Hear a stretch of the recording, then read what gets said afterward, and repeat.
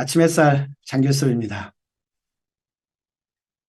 두 번째 이혼을 앞두고 찾아온 여인이 있어요. 40대 중반. 이혼을 해야 되냐 말아야 되냐 고민하고 있는 중에 친구가 그 이야기를 듣고 이혼을 하든 말든 여기를 다녀와라. 그런 다음에 결정을 하자. 찾아온 ALP. 지금 사는 남편이 두 번째 남편인데 경제관념이 없다는 거예요.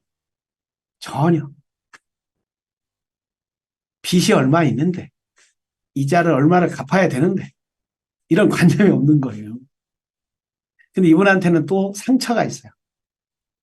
처음 결혼을 했는데 전세를 사는데 결혼하고 3개월 되니까 남편이 고백을 하는 거예요.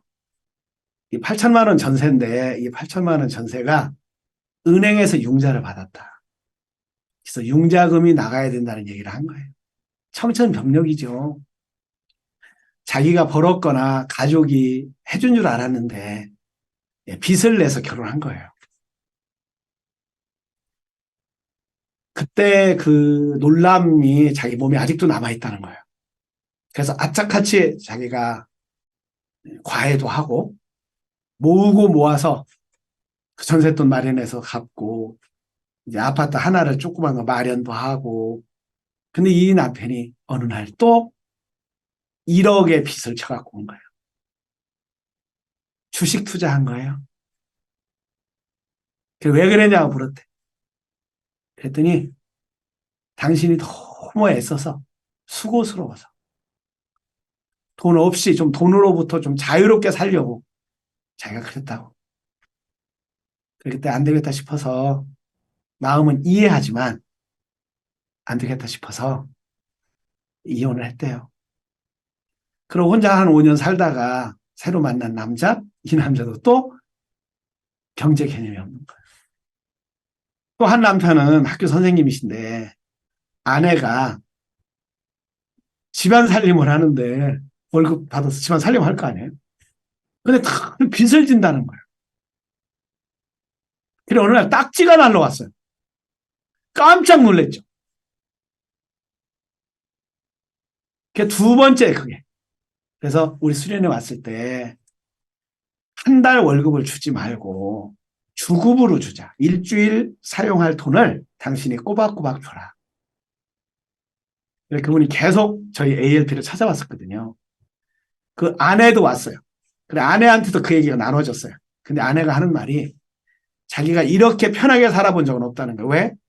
남편한테 일주일에 한 번씩 돈 타 쓰는 게 이렇게 편하다는 거예요.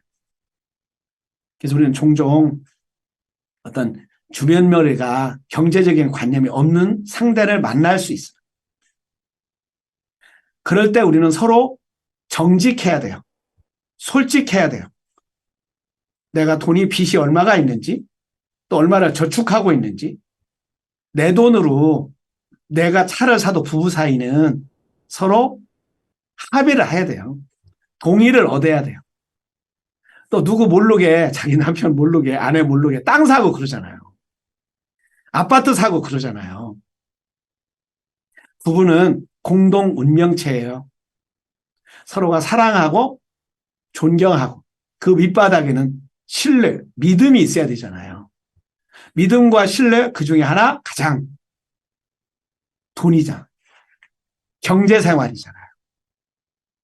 자, 남편 몰래 아내 몰래 빚이 있다거나 돈을 모은다거나 땅을 산다거나 뭐 투기를 한다거나 주식 투자를 한다거나 이런 등등등은 안 했으면 해요. 서로가 합의해서 왜? 그런 것보다 더 큰 것이 부부 관계입니다. 부부애가 어떤 경제적인 생활보다 더 우선합니다. 혼자 생각하는 것보다는 둘이 함께 생각하는 것이 훨씬 더 나을 거고요. 또 그걸 통해서 부부가 서로 신뢰가 쌓이고 서로가 사랑하게 되고 존경하게 되고 그래서 인생의 말년까지 함께 손잡고 걸어갈 수 있는 게 아닌가 싶습니다. 자, 부부는 공동운명체. 돈에 대해서는 서로 정직해야겠습니다.